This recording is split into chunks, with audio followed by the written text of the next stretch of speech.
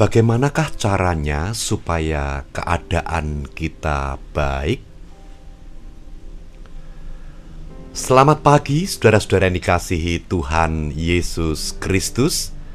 Kiranya kasih karunia dan damai sejahtera dari Allah Bapa, kasih Tuhan Yesus Kristus, beserta saudara sekeluarga. Kita berjumpa lagi dalam renungan pagi. Sebelum kita mendengarkan firman Tuhan, marilah kita berdoa. Allah Bapa, Engkau sungguh baik. Engkau memberkati kami, dan kami merasakan berkat-Mu itu melalui bangun pagi, melalui keindahan di pagi hari ini, kekuatan, kesehatan kami. Bapa, kami bersyukur kepadamu. Kami sungguh berterima kasih atas berkat-Mu pagi hari ini. Bapa, kami hendak menjalani hari ini. Biarlah hari ini berlimpah dengan berkat-Mu. Di saat kami berpegang kepada kebenaran firman-Mu. Tanamkan firman-Mu di dalam hati kami. Di dalam nama Tuhan Yesus Kristus, kami berdoa. Amin. Saudara-saudara, saya akan membaca dari Injil Matius pasal 12, ayat yang ke-35.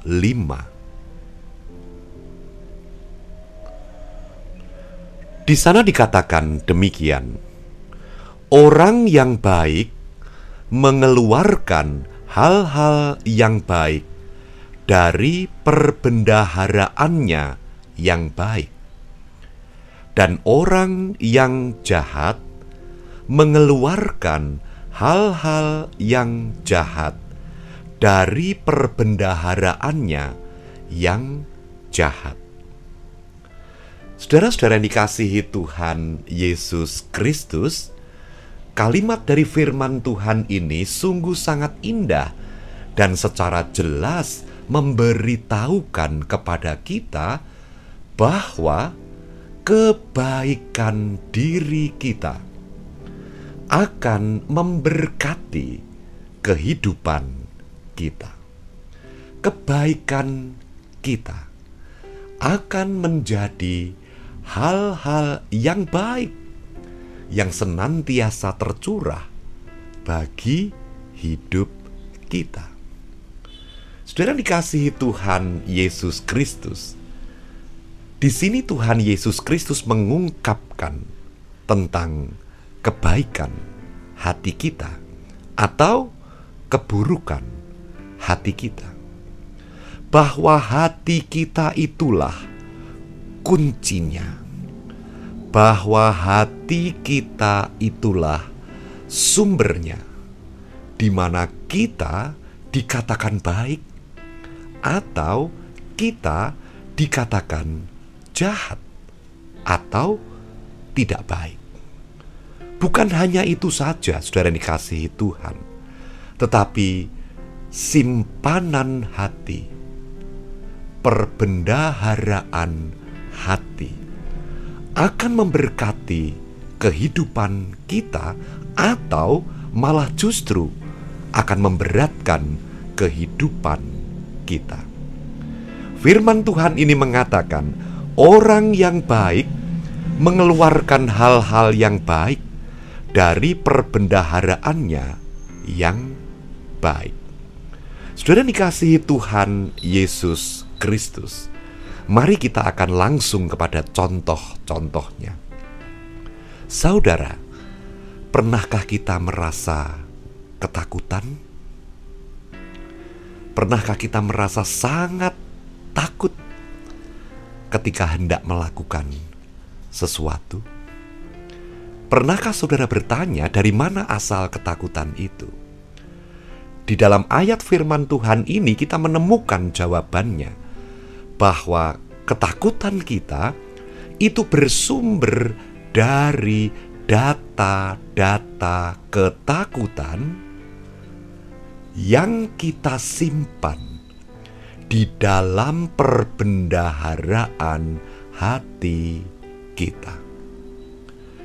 Di saat informasi-informasi yang kita terima lebih banyak bersumber dari informasi yang menakutkan, karena memang zaman sekarang berita-berita yang menakutkan lebih populer, meskipun saya sangat meragukan apa gunanya.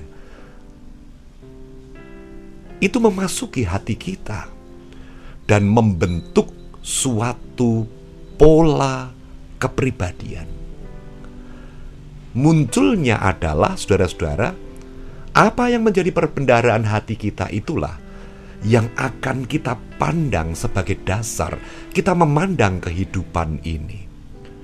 Saat kita takut melakukan sesuatu, karena pertimbangan dalam hati kita lebih berpikir kepada celaka, kita lebih berpikir kepada kegagalan daripada data-data simpanan-simpanan yang berasal dari kebenaran. Jika demikian, saudara dikasihi Tuhan Yesus Kristus, kebaikan perbendaharaan hati kita akan memberkati kehidupan kita. Nah, jika demikian, maka sekarang kita mulai berpikir untuk mempertimbangkan dengan sangat serius bagaimana caranya kita mengizinkan perbendaharaan hati kita untuk terisi oleh segala sesuatu. Ketika kita mengetahui kebenaran ini, maka sekarang kita akan lebih selektif. Kita akan memilih apa yang seharusnya kita simpan, apa yang seharusnya kita dengar, apa yang seharusnya kita baca, informasi apa yang seharusnya kita cari. Dan terlebih daripada itu, kebenaran yang berasal dari Tuhan, yang mengatakan tentang perlindungan, yang mengatakan tentang penyertaan, yang mengatakan tentang berkat, yang mengatakan tentang pemulihan, yang mengatakan tentang mujizat. Jikalau itu semua menjadi isi dari perbendaharaan hati kita, maka kebaikan akan menjadi milik kita, dan kebaikan kita akan memberkati kehidupan kita. Kita akan menjadi orang yang berbahagia karena kita lebih berkesempatan untuk melihat sumber-sumber bahagia daripada orang-orang lain yang sibuk dengan perbendaharaannya yang berisi keburukan dan hal-hal yang melemahkan dirinya. Nah, saudara dikasihi Tuhan Yesus Kristus, bagaimana suasana hati saudara saat ini? Mari kita rasakan bagaimana suasana hati kita. Jika jawabannya adalah suasana hati kita menjadi gelap, kita menjadi ragu untuk menjalani hari ini, kita menjadi ragu apakah ada keberhasilan, apakah Tuhan menolong, apakah benar kita akan dapat berhasil dalam melakukan sesuatu. Nah, jelaslah saudara-saudara, kita perlu mengubah isi perbendaharaan hati kita.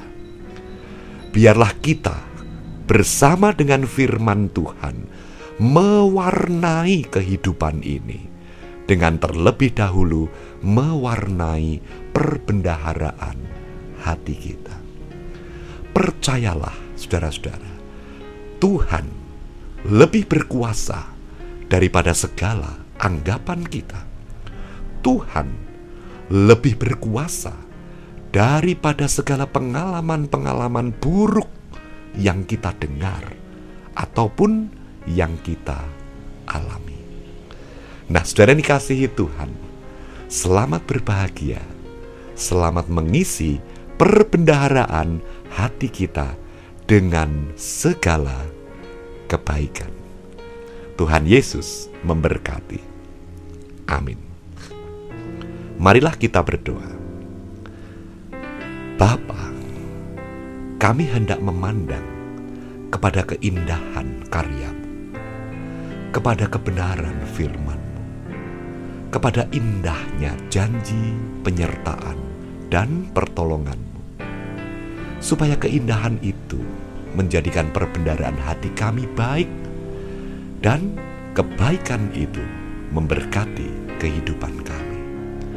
Bapa, lindungi hari ini, sertai hari ini tetap ada di dalam penyertaan. Dalam nama Tuhan Yesus kami berdoa. Amin. Tetap semangat saudara-saudara, Tuhan Yesus memberkati saudara sekeluarga. Amin.